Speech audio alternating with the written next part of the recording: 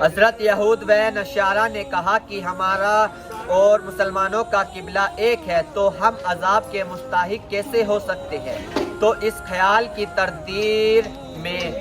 اللہ تعالیٰ نے ارشاد فرمایا، کوئی یہی نیکی و کمال نہیں کہ تم اپنے منہ مشرق کی طرف کرو یا مغرب کی طرف، بلکہ نیکی تو یہ ہے کہ کوئی شخص اللہ تعالیٰ کی ذات و صفات پر یقین رکھے اور اسی طرح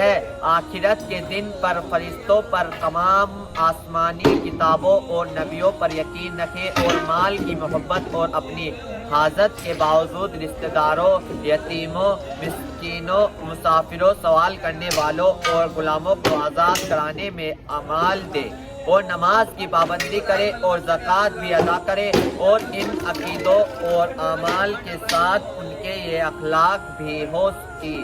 جب وہ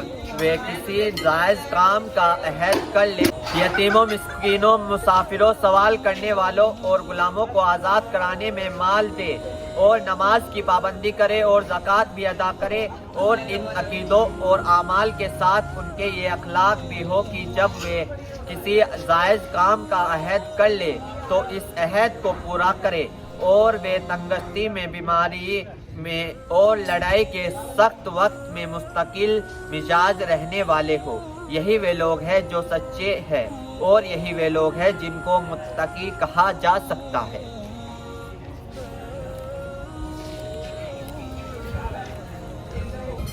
اللہ تعالیٰ کا ارشاد ہے، بے شک اللہ تعالیٰ بیج اور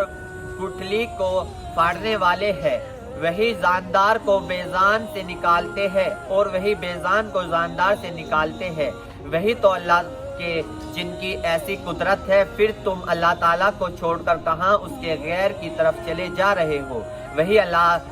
صبح کو رات سے نکالنے والے ہے، اور اس نے رات کو آرام کے لیے بنایا، اور اس نے سورج اور چاند کی رفتار کو حساب سے رکھا، اور ان کی رفتار کا حساب ایسی ذات کی طرف سے مقرر ہے جو بڑی قدرت اور بڑے علم والے ہے، اور اس نے تمہارے فائدے کے لیے ستارے بنائے ہیں تاکہ تم ان کے ذریعے سے رات کے اندھیروں میں خشکی اور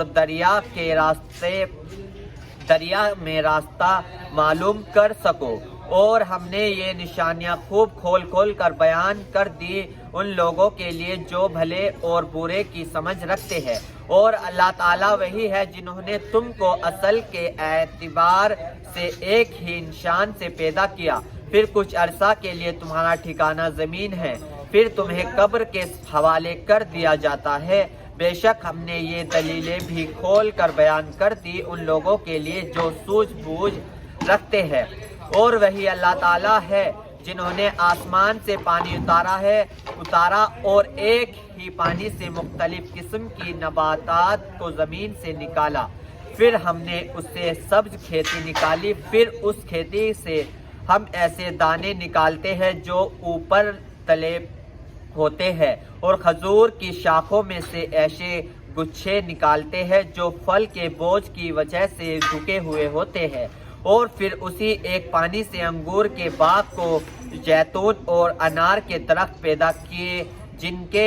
پھل رنگ، صورت، ذائقہ میں ایک دوسرے کے ملتے جلتے بھی ہیں اور بعض ایک دوسرے سے نہیں بھی